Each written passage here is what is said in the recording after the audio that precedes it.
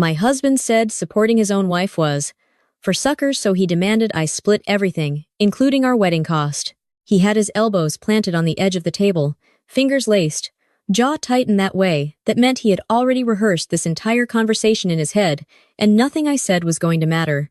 For a second, I actually thought he was about to tell me he had lost his job or secretly maxed out a card. Instead, he cleared his throat like we were in a meeting and told me he had been thinking a lot about partnership, fairness, and how things needed to change, which is never what you want to hear when you are still holding a fork and there is casserole on your plate. I followed the neat little labels down the sheet. Housing, utilities, groceries, insurance. Everything split into 2 columns marked with his name and mine. Then his voice faded into background noise until I saw a line I had somehow skipped the first time my eyes ran over the page. There was a section called Past Expenses.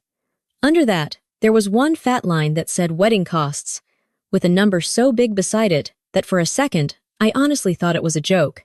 I looked up at him, and he smiled this stiff, almost proud smile, then said he had done the math and figured out what a fair, retroactive split would look like now that we were moving into a more equal phase. That was the moment something in my chest went completely numb, because I realized my own husband was asking me to pay him back for our wedding. I did not scream, which honestly shocked me as much as anything, because my first instinct was to flip that spreadsheet into his face and ask him if he had lost his mind. I just sat there staring at the paper while he talked about modern relationships and how the guys at work had made him realize he had been carrying everything on his back like some old-fashioned provider, and how dumb that sounded when everyone else in his friend group was splitting things down the middle.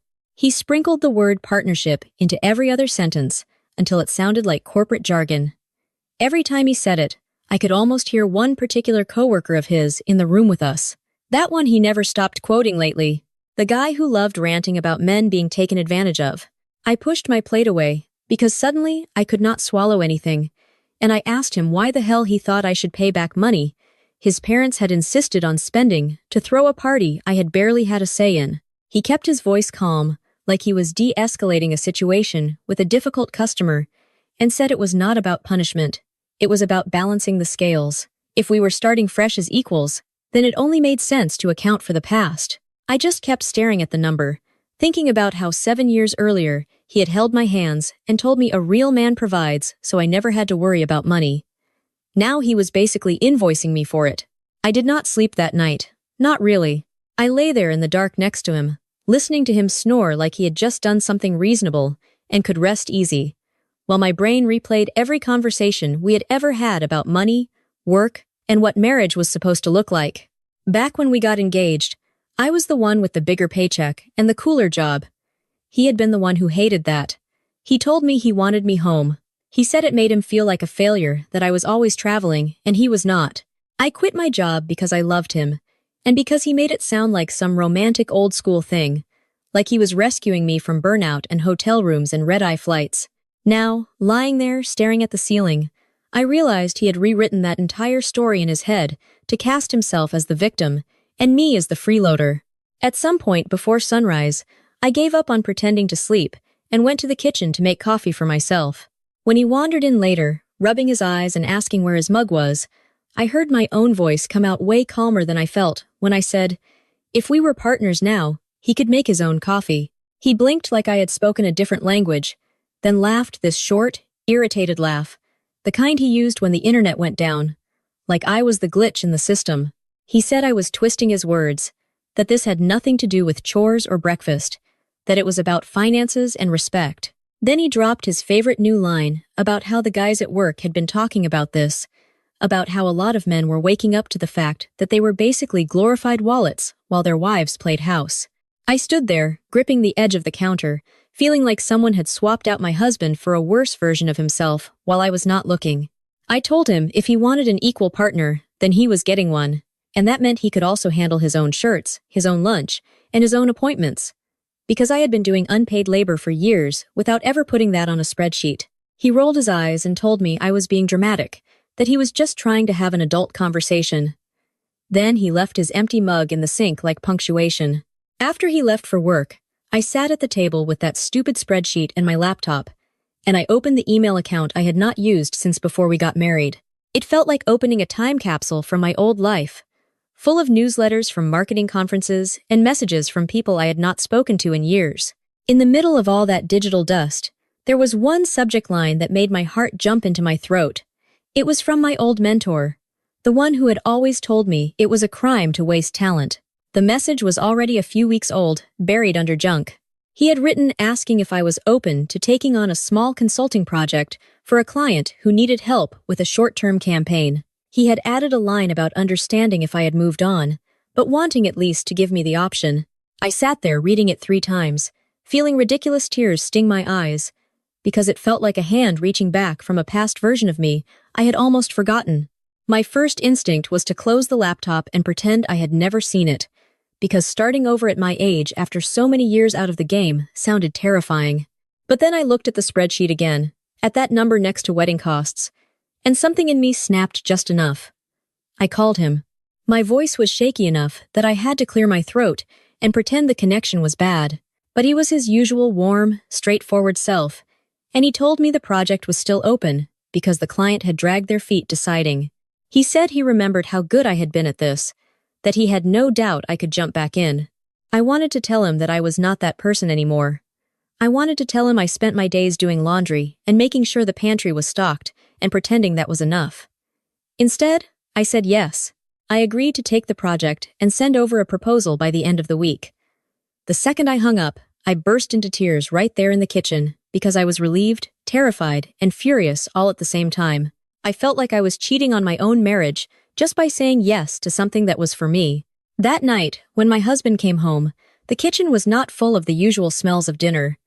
There was no neat row of folded towels on the counter waiting for him to take to the closet. I was on the couch with my laptop open and notes spread out around me, and his face did this little confused twitch like he had walked into the wrong house. He asked what was going on, and I told him I had picked up some freelance work, that I was going to be doing a consulting project for an old contact. I tried to keep my tone casual, like this was just a little thing, but inside I was shaking. He frowned and asked why I had not told him I was even looking. I said because I had only just decided to say yes. He reminded me how hard it would be to juggle everything, that taking on work now on top of the house stuff would be stressful.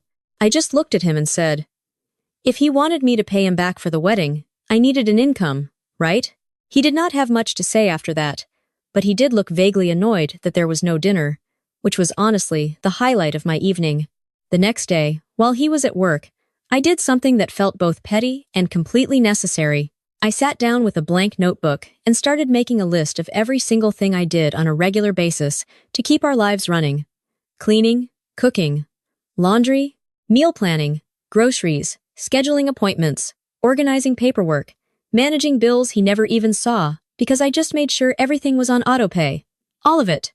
Then I opened a search tab and looked up average hourly rates for house cleaners, personal chefs, laundry services, errand runners, and even childcare. Even though we did not have kids yet, just to watch the numbers climb in my head. I gave each task a conservative number of hours per week and multiplied it out. When I finally added everything together, I laughed. It was this short, bitter little laugh, because the total was more than I had earned back in my early marketing days. It was like the universe was confirming what I already knew, but had never dared to say out loud. Which was that I had been working this whole time, just without a paycheck. When he came home that evening, I met him at the table with my own handwritten list and my own rough breakdown, and I slid it across to him, like we were at some kind of negotiation. I told him that if we were talking about fairness, then we needed to account for the value of the work I had been doing while he was at the office. I told him you cannot pretend half of the labor in a household does not count just because it does not show up in a bank statement. I honestly expected him to look at it and have at least a flicker of understanding, maybe even embarrassment. Instead, he glanced over it and actually laughed. He told me nobody pays for those things in a marriage. He said those were just things wives do, and that putting a price on them was ridiculous and kind of offensive. He said if I wanted to work now because my friend from before had dangled some project, that was fine. But I should not try to rewrite history like I had been some underpaid employee. That was the night I stopped washing his clothes. A few days later, his mother called me out of nowhere, which was my first clue that he had started sharing a very edited version of our problems with his family. She opened with small talk about holiday plans, and then, as if she had just remembered, asked if everything was all right at home because her son had sounded stressed. I said we were working through some things, trying to keep it vague, but she pushed. She always did. Eventually, she brought up the fact that I was, in her words, creating tension over something as simple as updating how we handled money. She reminded me very pointedly how much they had done for us, how they had paid for most of the wedding, how they had helped with a down payment when we bought the house, how grateful she had been to see her son step into the role of provider the way his father never had the chance to. It was clear whose side she was on before I even opened my mouth. When I told her he had asked me to pay him back for our wedding, there was a long pause on the line. Then, she said, like she was choosing each word carefully, that maybe he had gone about it the wrong way, but that it was understandable for a man to reassess when he felt taken for granted. I wanted to ask her when exactly she thought I had taken anything for granted. Was it during the nights I stayed up late meal prepping so he could grab something on his way out the door? The weekends I spent cleaning the house so his parents would not see a single speck of dust when they dropped by unannounced? The years I sat next to him at family dinners while he soaked up praise for being such a hard worker and everyone treated my contributions like background noise? Instead, I bit my tongue until I could taste blood and told her I appreciated her concern, but that this was between me and her son. She did not like that answer. I could hear it in the way her voice cooled. By the time we hung up, I knew one more bridge had quietly shifted under my feet. It sounds petty when I say it out loud, but I had reached the point where every sock I folded felt like a little betrayal of myself. I did my own laundry. I cooked for myself. I cleaned up after myself, and I left his mess exactly where he made it. His dishes stayed in the sink. His shirts stayed draped over the backs of chairs. His empty snack wrappers lived on the coffee table. I tried very hard not to care when the apartment started to look like a college dorm room on his side. The guilt gnawed at me constantly, because every time I walked past a pile of his stuff, I heard my mother's voice in my head, telling me not to be spiteful, that a good wife takes care of her home, but I also heard his voice reading off lines from that spreadsheet. Between the two, the anger won more often. A week later, when he still had not gotten the hint, and the bed felt like a cold negotiation table instead of a place to sleep, I moved his things into the guest room. I did it while he was at work, boxing up his shirts and his ties and the books he never actually read but liked to display, and I left his side of the dresser empty. When he came home and saw his stuff in the smaller room at the end of the hall, he stared at me like I had set the house on fire. I told him calmly that if we were partners now, then separate spaces made sense until we figured out how to live like people who actually respected each other. I said I needed room to breathe, to work, and to remember who I was without constantly bumping into his resentment. He told me I was overreacting, that couples fight and adjust and move on, that I was making a big deal out of what he called a simple spreadsheet. Then he tried to sleep on the couch to prove some kind of point. But after one night, his back hurt, and he grudgingly took the guest room. Meanwhile, I was juggling my new project with all this chaos, and it felt like living in parallel universes. During the day, I was on calls with my mentor and his client, going over campaign ideas and timelines. The part of my brain that had always loved this work lit up like it had been asleep, and someone finally flipped the switch. I had to schedule the calls during certain windows when I knew my husband would not be home. I would close the door to the guest room. I had quietly turned into my office and put on headphones so I could pretend I was somewhere else. When footsteps came down the hall unexpectedly early, I would minimize screens out of habit, like I was a teenager hiding some secret, even though nothing I was doing was actually wrong. Still, I did not tell him the full scope of the project, how many hours it was taking, or how much I was making, because some private survival instinct had kicked in and was whispering that maybe this time I needed something that was mine alone. As the weeks went on, I noticed that his new favorite topic of conversation, besides how exhausted he was from being the only real earner in the house, was his coworker. He never used his name with me anymore. He would just say one of the guys at work said this, or a friend from the office had gone through something similar, and every single time, his opinions lined up perfectly with whatever this man supposedly thought. He started saying things like, men these days could not be too careful, that you never knew when a relationship was going to blow up and leave you with nothing, and that guys had to look out for each other. One night, when he thought I was in the bedroom, I heard him in the little office nook on the phone, his voice low and tense. He said he was just trying to do things the right way, that he did not want to get blindsided, that he had seen other men get taken to court and lose everything. I stood in the hallway listening, feeling like an eavesdropper in my own life. That was the night I opened a separate account at a different bank using my phone and put the first payment from the project straight into it. I told myself it was not some dramatic secret stash, that I was simply being practical. But I still felt ridiculous doing it. I took screenshots of the statements and saved them in a folder with a boring name on my laptop. Every time an invoice got paid, I moved that money into the account and left our joint one untouched as much as possible. It felt like building a little lifeboat, plank by plank, while pretending I was not actually planning to jump ship. I hated that it had come to that. But I hated even more the feel of that spreadsheet under my fingertips. It became this quiet habit, checking the balance of my secret account when he was in the shower or out with friends, watching the number creep up slowly, feeling a tiny spark of safety each time. The more I stepped back from the unpaid labor in our house, the more he escalated. First, it was small comments about how the place looked, then sighs when he had to dig for clean socks or realized there was no dinner waiting. Then it moved into these long speeches about how he felt disrespected and taken for granted, which was honestly rich coming from a man who had turned our marriage into a retroactive invoice. He started waving the spreadsheet around again, this time with little notes scribbled in the margins about interest and inflation, and how actually I owed even more if we wanted to be precise. He would sit across from me and tap a pen on the table, talking about timelines for when I planned to start contributing my half, sprinkled with digressions about how lazy wives these days had no idea how grateful they should be. I could feel myself shrinking and sharpening at the same time. On one hand, all those voices from my childhood kept telling me I was being ungrateful, that good wives sucked it up and adjusted. On the other hand, another voice, the one that sounded suspiciously like my mentor, kept saying this was insane and that I was not crazy for feeling used. Eventually, after one particularly exhausting weekend where he spent the whole time making snide comments about my work calls and the laundry pile, I made an appointment with a divorce lawyer. I did it on my lunch break, on a day when he thought I was at the grocery store, sitting in my car in the parking lot while the air conditioning hummed and my hands shook on the steering wheel. The lawyer's office smelled like coffee and printer ink, and there were framed diplomas on the wall that made me feel like a child sitting in the principal's office. I told her everything, starting way before the spreadsheet, because it felt dishonest to pretend this all began at one dinner. I talked about quitting my job at his insistence, about the promises he had made, about the way his tune had changed once his coworkers started feeding him horror stories.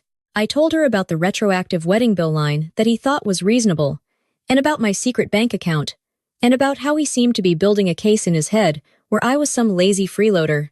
She listened without interrupting, which almost made me cry more than anything she said, because I had been explaining and defending myself for so long that the silence felt like a relief.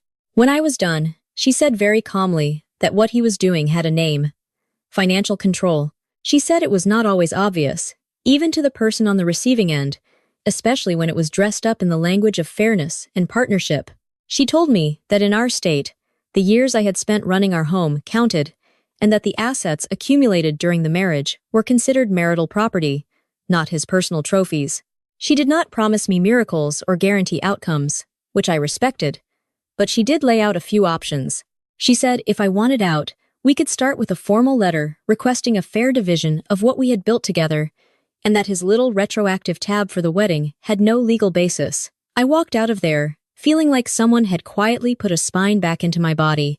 On the drive home, I almost turned toward my parents' neighborhood, out of pure muscle memory. Anytime something big happened in my life, good or bad, I used to end up at their house sooner or later, sitting at the same old kitchen table where my mother had once cried over overdue bills, while my father pretended not to notice. I did not actually pull into their driveway that day, but I parked around the corner from my own place and sat there with the engine off, staring at the steering wheel and thinking about how she was going to react when she heard I had talked to a lawyer. There was no script in my family for someone walking away from a marriage that did not involve words like failure and shame, tossed around like confetti. I held off for a week before I told her. It came out over Sunday dinner, because of course it did. She had made this big roast like we were celebrating something, and my sister had dragged herself in late with a hangover and a story about some man who had ghosted her after promising the world. For a minute, I almost let the night be about that, because it was familiar and easy to dissect someone else's mess instead of putting mine on the table. Then my mother started in on how lucky I was to have a husband who provided, how some women would kill for that kind of stability, and the words just burst out of me before I could stop them. I told her I had met with a divorce lawyer. The fork dropped out of her hand and clattered against the plate. My sister's eyes went wide and then sharp, like she was already ready to pick a side in a fight that had not even started. My mother asked if I was joking. When I said no, she asked if he had cheated, or hit me, or done something unforgivable, because in her mind, those were the only valid reasons to leave. I said he had shown me a spreadsheet and asked me to pay him back for our wedding, like it was a loan. She just stared at me, like she was trying to translate that into a language she understood. She asked very slowly if I was sure I was not overreacting. She reminded me that his parents had paid for most of it, that they had been generous, that plenty of brides would have loved a ceremony like the one we had. It was like she had not heard the part where he wanted retroactive reimbursement. My sister, to her credit, actually snapped first. She said, "Are you serious? You think it is normal for a man to decide 7 years in that his wife owes him a bill for the dress and the flowers?" She reminded my mother how many times she had called me lucky when I first got engaged, how she had framed that whole day as some kind of peak I should be grateful for the rest of my life. My mother replied that marriage is work and that money fights happen, that maybe he was just scared and reaching for control in the only way he knew how. I sat there listening to them argue about my life, like I was not even in the room, and thought about the lawyer's calm voice saying what he was doing had a name. Financial control. Power imbalance dressed up as fairness. I finally cut in and said I was not asking for permission. I was telling them what was happening. That went over exactly as well as you would expect. My mother's eyes filled with tears. My sister grabbed my hand under the table like she could not decide if she wanted to comfort me or shake me, and I felt this strange mix of guilt and relief settle in my stomach. Later that night, my sister texted me a stream of messages full of typos and half-finished thoughts about how she was proud of me and also terrified for me. She reminded me that our mother was from a different time, that leaving felt to her like ripping up a story she had already framed on the wall.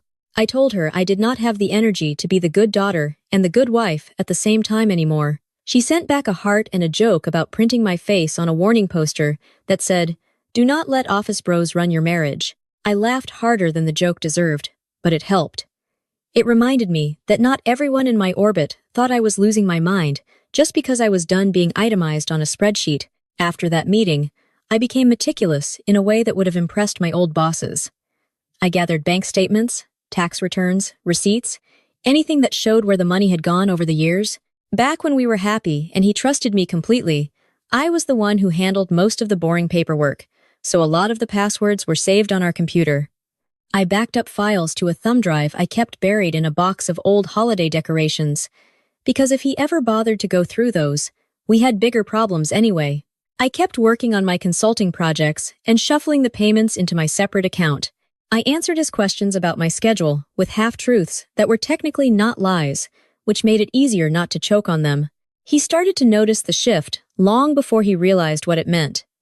At first, he tried to bargain. He would come home with takeout and act like nothing was wrong, then casually slide the spreadsheet back onto the table like we were just picking up a conversation.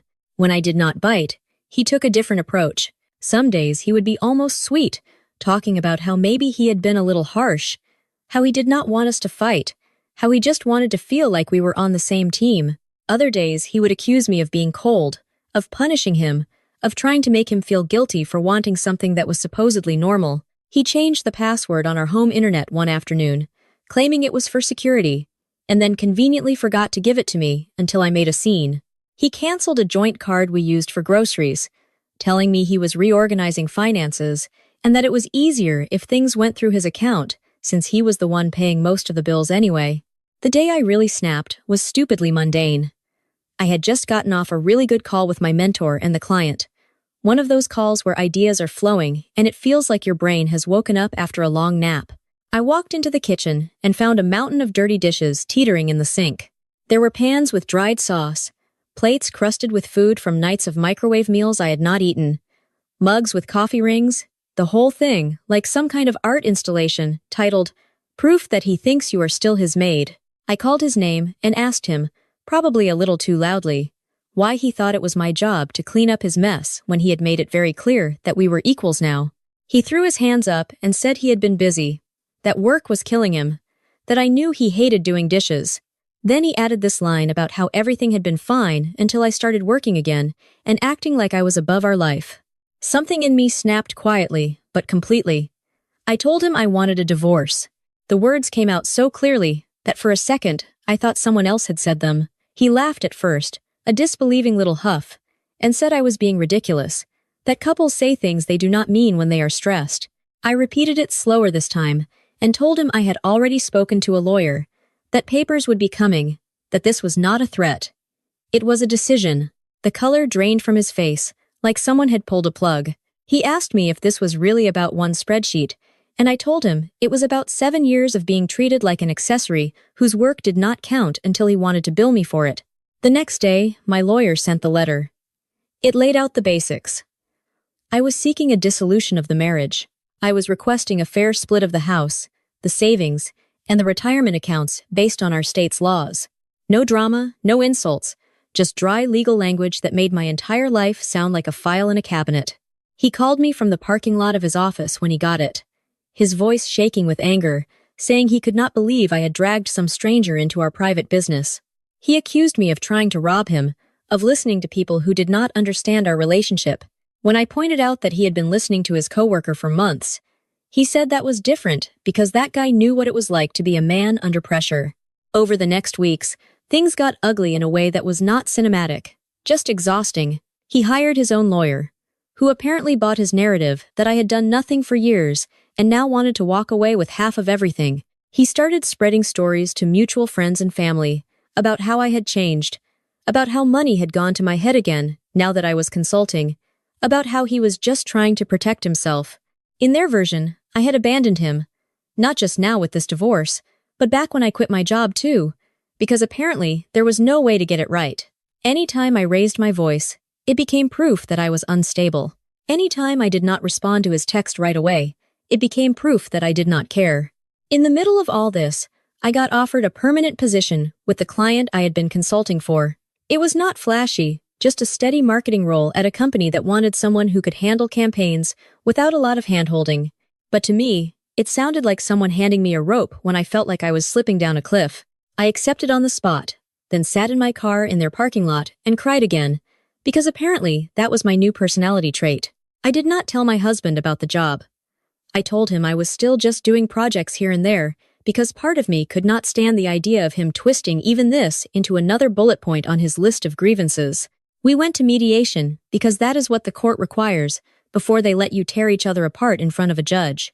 We sat across a table from each other with our lawyers at our sides and a neutral person in the middle whose job it was to pretend this was all just a business deal gone sideways. His lawyer repeated the same line over and over.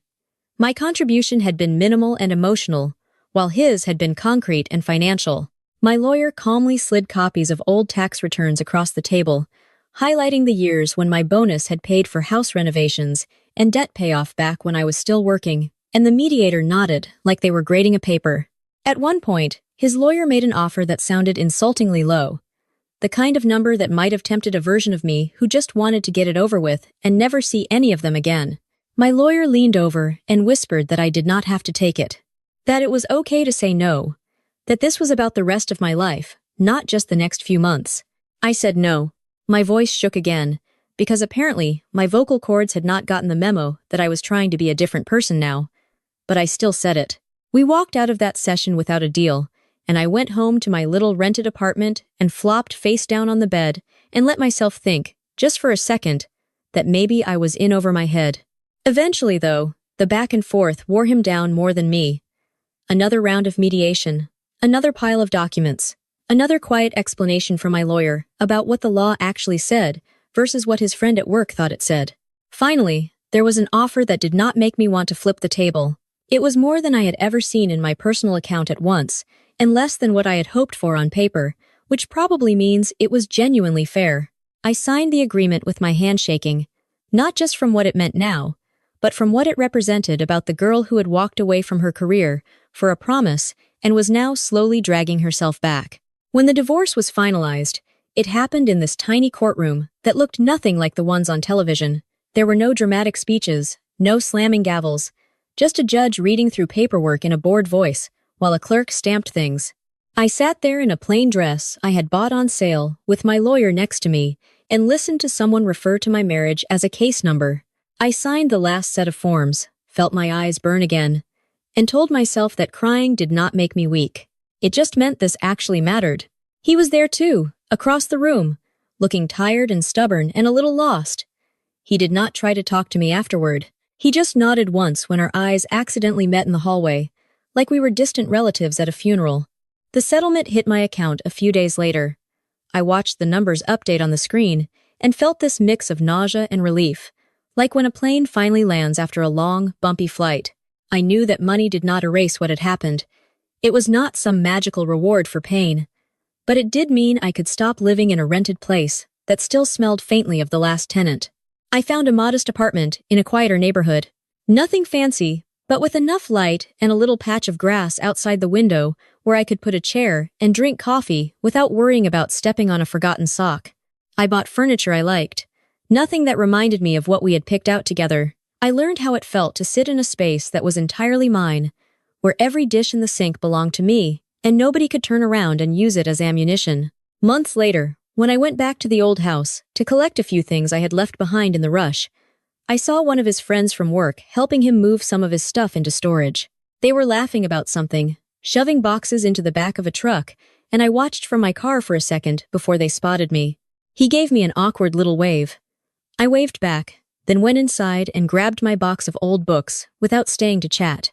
On the drive back to my new place, I realized I did not feel rage the way I thought I would. I felt tired mostly, and weirdly sorry that he had chosen to build his sense of manhood out of the opinions of men who would never have to live with the consequences. Life did not become magically perfect after that. Obviously, my days were full in a way they had not been in years, but that did not mean they were easy. At work, people started looping me into bigger projects, now that I was not constantly trying to juggle everything around someone else's unpredictable moods. The first time my boss asked if I would be willing to travel for a client meeting, I hesitated out of habit, waiting for the phantom disapproval that used to hang over any decision that might take me out of the house overnight. Then I remembered there was no one at home keeping score anymore. I said yes, and later that night, I stood in my little kitchen, staring at a suitcase on the counter, and laughed at myself for almost asking permission from a ghost. There were social adjustments too. Some friends dropped off the map as soon as the divorce was final, like my single status was contagious, and they could not risk catching it. Others surprised me by showing up harder than they ever had when my life looked more put together from the outside. One couple invited me to their game nights and made a point of not seating me at the pity end of the table. A coworker turned friend dragged me out to a trivia night at a bar and introduced me as her brilliant teammate, instead of as a recent divorcee, which felt small and enormous at the same time. Being treated as a whole person, instead of as half of a broken unit, did something to my brain I am still not sure how to describe. Running into people from my old neighborhood was less fun. Once, in the frozen food aisle at the store near my former house, I bumped into one of my ex's cousins. She gave me the tight smile people reserve for funerals and messy breakups, and asked in that sugary tone how I was holding up. Before I could answer, she launched into a story about how hard the divorce had been on him, how much he had loved me, how nobody is perfect, and maybe I had been too quick to make everything about money. I stood there holding a box of sad vegetables and listened as she gently rewrote our entire history to cast him as the wounded provider and me as the ungrateful wife who could not appreciate how good she had it. For a second, the old guilt rose up, hot and familiar. I almost started explaining myself the way I had in the beginning, listing every small humiliation like exhibits in a case, trying to get her to understand that it was not about one spreadsheet. It was about years of being treated as an expense instead of a partner. Then I caught myself. I realized I did not owe her or anyone in that family a point-by-point breakdown of why I had reached my limit. So I just smiled, said I hoped he was doing whatever he needed to do to be happy, and steered my cart away. My hands were shaking a little on the handle, but it was the satisfying kind of shake that comes from holding a boundary for once, instead of swallowing everything just to keep the peace. My new job had its own stresses, and living alone again after years of being half of a couple was both freeing and lonely in ways I had not expected. I had nights where I sat on my little couch with takeout and crappy television and thought maybe I had made a huge mistake. Maybe I had thrown away something that could have been fixed. Then I would remember that spreadsheet and his voice quoting his coworker about how only suckers carried the whole load. I would feel that same cold clarity settle back into my bones. About 6 months after the divorce, I was in a coffee shop near my office, laptop open, pretending I was going to get ahead on a project, and actually just scrolling through nothing, when someone slid into the seat across from me without asking. I looked up, and there he was. The coworker. The one who had basically been a ghost in my marriage until he was not. He looked exactly how I remembered from company parties, a little too pleased with himself. The kind of guy who thought every story was about him if you let him talk long enough. He grinned like we were old friends and asked how I had been, like he had not played a starring role in blowing up my life. For a second, I thought about getting up and leaving. Just walking out and letting the door swing shut behind me in this dramatic movie exit. But curiosity pinned me in place. I wanted to know what he would say. I wanted to know what story he had told himself about all of this. So I stayed. He asked about my job. When I told him I was working again, really working, his eyebrows went up, and he said he always knew I had it in me. Then, without missing a beat, he started in with these little compliments that were so clearly rehearsed it was almost funny.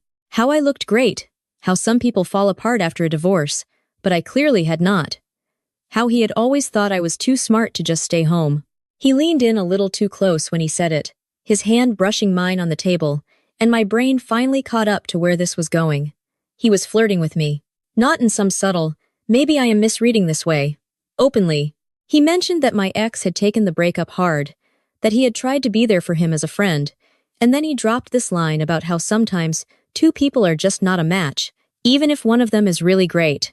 The implication hung there between us like a bad smell. When that did not get any reaction other than my eyebrows climbing into my hairline, he went further, saying things like, if we had met under different circumstances, who knows what might have happened? I had to bite the inside of my cheek to keep from laughing in his face, because the audacity was honestly so ridiculous it looped back around to entertaining.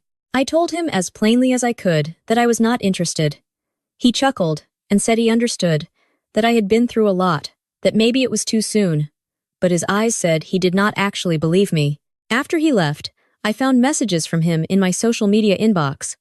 Little follow-ups that started out casual and quickly shifted into more overt suggestions. He wrote that my ex never had to know, that we were both adults, that we deserved to have some fun. I did not respond to any of them. I took screenshots. I saved them in a folder with a boring name right next to the financial documents and the emails from my lawyer, because a little voice in my head said this might not be over. In the weeks after that coffee shop ambush, I kept replaying the whole interaction in my head, like a bad episode of some low-budget drama. Not because I was tempted, but because it said so much about the world I had been living in without really seeing it. Here was this man who had sat across from my ex and fed him lines about fairness and partnership and not being taken advantage of.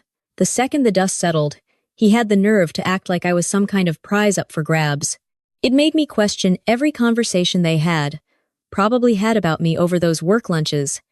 Every joke at my expense, dressed up as friendly concern. I took all that anger and confusion into therapy, which is something I probably should have done years before any of this blew up.